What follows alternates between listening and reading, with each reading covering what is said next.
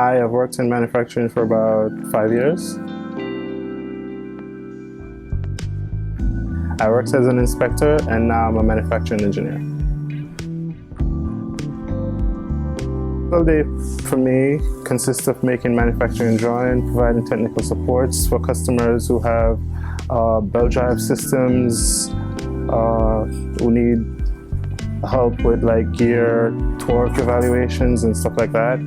I also work with a 3D printer whenever customers need prototyping to understand the fit and feel of a product. Like this is one of the products we printed when a customer wanted to see how it was going to fit in their system.